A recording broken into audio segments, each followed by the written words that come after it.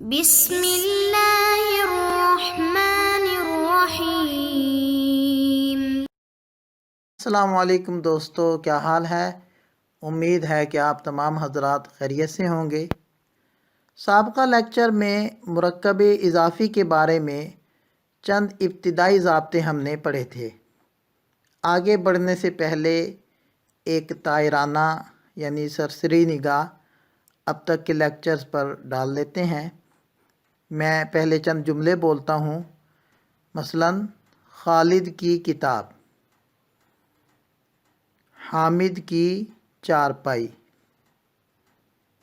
خوبصورت گاڑی، نیا گھر، شاہد کا آفس ہوادار ہے، حامد کا موٹر سائیکل تیز رفتار ہے۔ ان مرکبات میں آپ غور کریں، جو اکیلا اکیلا لفظ ہے، مثلاً خالد کی کتاب، خوبصورت گاڑی، ان کو مفرد کہتے ہیں، اور ان تمام اکیلے اکیلے الفاظ کو کہہ دیتے ہیں مفردات۔ اور مفرد پلس مفرد، اس کو کہتے ہیں مرکب۔ لیکن ہر مرکب جملہ نہیں ہوتا، کیونکہ جملہ ایسے الفاظ یا مفردات کے مجموعے کو کہتے ہیں یا ایسے مرکب کو کہتے ہیں جس میں بات پوری ہو، جبکہ بعض مرکبات ایسے ہوتے ہیں کہ جن میں بات پوری نہیں ہوتی بلکہ ادھوری ہوتی ہے، جیسے خالد کی کتاب، حامد کی چارپائی، خوبصورت گاڑی، نیا گھر۔ دیکھیں، یہ سارے مرکبات تو ہیں کہ ان میں ایک مفرد نہیں ہے بلکہ ایک سے زیادہ مفرد ہیں، لیکن ان مرکبات میں سے کسی مرکب کا بھی مفہوم مکمل نہیں ہے، تو ایسے مرکبات کو مرکب ناقص یا مرکب غیر مفید کہتے ہیں۔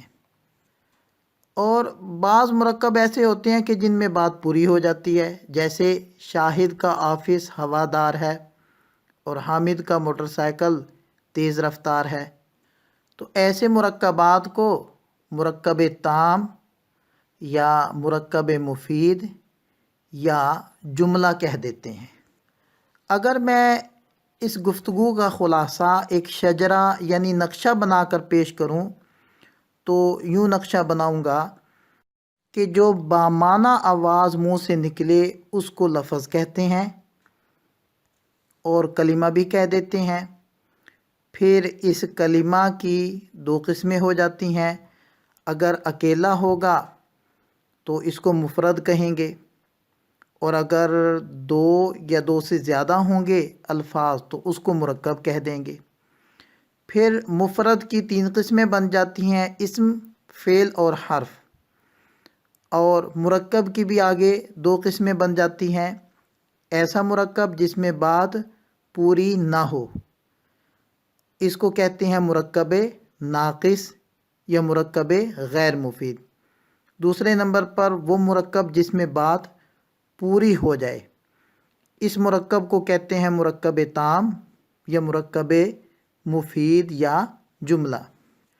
اور مرکب غیر مفید کی پھر آگے چند قسمیں بن جاتی ہیں، مرکب اضافی، توصیفی، بنائی اور منع صرف۔ اور ہماری گفتگو چونکہ مرکب اضافی کے بارے میں چل رہی تھی، لہذا ہم مرکب اضافی کی تعریف ایک مربع پھر دہرا دیتے ہیں کہ ایک چیز کا دوسری سے تعلق ہوتا ہے، یا آپ یوں کہہ لیں کہ ایک چیز کو دوسری چیز کی طرف منسوب کرتے ہیں۔ مثلاً ٹرے میں چائے آئی، ان میں سے ایک بڑا کپ تھا، تو آپ نے پوچھا کہ یہ بڑا کپ میرا ہے، یعنی کپ کو اپنی طرف منسوب کیا، تو آپ کو جواب ملا نہیں، یہ ابو کا ہے، یعنی کپ کو ابو کی طرف منسوب کر دیا۔ یا آپ نے پوچھا کہ یہ گاڑی حامد کی ہے، یعنی آپ نے گاڑی کو حامد کی طرف منسوب کیا، تو جواب ملا نہیں بلکہ انکل ساجد کی ہے، یعنی جواب دینے والے نے گاڑی کو انکل ساجد کی طرف منسوب کر دیا۔ بس اسی نسبت کو یا اسی تعلق کو اضافت کہتے ہیں۔ اور امثلہ میں آپ غور کریں کہ جس کو آپ منسوب کر رہے ہیں، پہلی مثال میں آپ چائے کے کپ کو منسوب کر رہے ہیں اور دوسری مثال میں آپ گاڑی کو منسوب کر رہے ہیں، تو جس کو منسوب کریں گے اس کو اسی لفظ اضافت کی مناسبت سے کہہ دیتے ہیں مضاف، کیونکہ مضاف کا معنی ہے جس کو منسوب کیا گیا ہو، اور جس کی طرف آپ منسوب کریں گے اس کو کہہ دیں گے مضاف الیہ۔ اور پہلی مثال میں آپ نے پہلے کپ کو منسوب کیا تھا اپنی ذات کی طرف، تو آپ کی ذات بن گئی مضاف الیہ، اور جواب دینے والے نے کپ کو منسوب کیا ابو کی طرف، تو مثال میں بن گیا ابو مضاف الیہ۔ ایسے ہی دوسری مثال میں آپ دیکھ لیں کہ گاڑی کو منسوب کیا حامد کی طرف تو گاڑی بن گئی مضاف اور حامد بن گیا مضاف الیہ، اور جواب دینے والے نے گاڑی کو انکل ساجد کی طرف منسوب کیا تو گاڑی بنی مضاف اور انکل ساجد بنے مضاف الیہ۔ تو چونکہ اس تعلق کو، اس نسبت کو اضافت کہتے ہیں، اسی کی مناسبت سے اس مرکب کا نام رکھتے ہیں مرکب اضافی۔ سابقہ لیکچر سے متعلق ایک بات اور کر کے آگے چلتے ہیں کہ جیسے بتایا تھا کہ مضاف پر الف لام نہیں آئے گا اور تنوین نہیں آئے گی، ایسے ہی مفرد کو تثنیہ یا جمع بنانے کے لیے جو نون استعمال کیا جاتا ہے، اگر مضاف پر وہ نون لگا ہوا ہے تو اس کو بھی ہٹانا ضروری ہے۔ مزید وضاحت آگے امثلہ میں آ رہی ہے۔ اب ہم اردو کے مرکب اضافی کو عربی بنانے کی مشق کرتے ہیں۔ مثلا کمرے کا دروازہ، سب سے پہلے ہم نے یہ کرنا ہے کہ ان الفاظ کی ہم نے عربی تلاش کرنی ہے۔ اس کے لیے بہترین طریقہ یہ ہے کہ آپ ایسی ڈکشنری استعمال کریں جو اردو سے عربی کی طرف رہنمائی کرتی ہو۔ تو کمرے کی عربی بنی غرفتن اور دروازے کی عربی بنی بابن۔ تو اب ہمارے پاس جو الفاظ ہو گئے وہ ہو گئے غرفتن کا بابن۔ دوسرا کام یہ کریں کہ بیچ میں سے لفظ کا کو اڑا دیں، اس لیے کہ کا، کی، کے یا را، ری، رے کا جو مفہوم ہوتا ہے وہ مرکب اضافی کی شکل و صورت سے ہی سمجھ میں آ جاتا ہے۔ اب آپ کے پاس لفظ بچ کے غرفتن اور بابن۔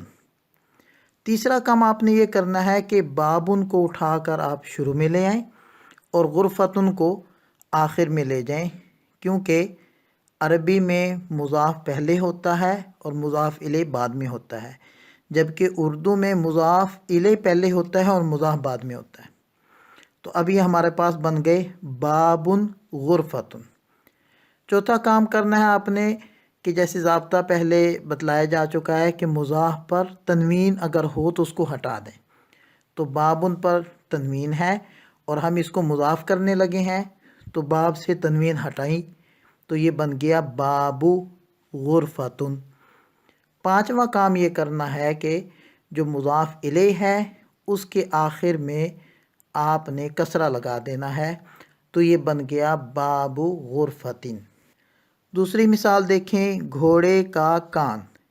گھوڑے کی عربی الفرس اور کان کی عربی الاذن، تو بچ گئے الفرس کا الاذن، تو کا کو ہٹایا بچ گیا الفرس الاذن، تو الاذن کو پہلے لائے الفرس کو بعد میں رکھا تو بن گیا الاذن الفرس۔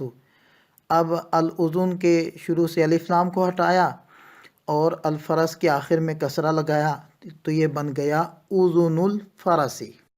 ایسے ہی بلی کی دو آنکھیں، تو بلی کی عربی القط، دو آنکھوں کی عربی بن گئی عینان، تو بیچ میں سے کی کو اڑا دیں گے، عینان کو شروع میں لائیں اور القط کو بعد میں رکھیں، اور عینان چونکہ مضاف ہے اور اس کے آخر میں جو نون لگا ہوا ہے یہ نون تثنیہ بنانے والا نون ہے، لہذا اس کو مضاف کرتے ہوئے نون کو ہٹا دیں گے اور القط کے آخر میں کسرہ لگا دیں گے، تو یہ بن گیا عین القط۔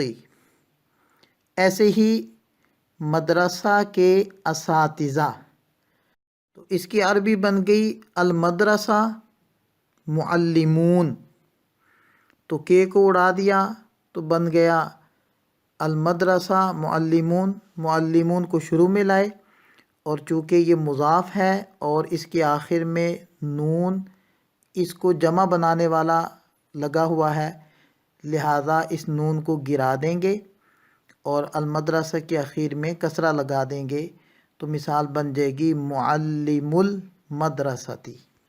امید ہے آپ مرکب اضافی سمجھ چکے ہوں گے۔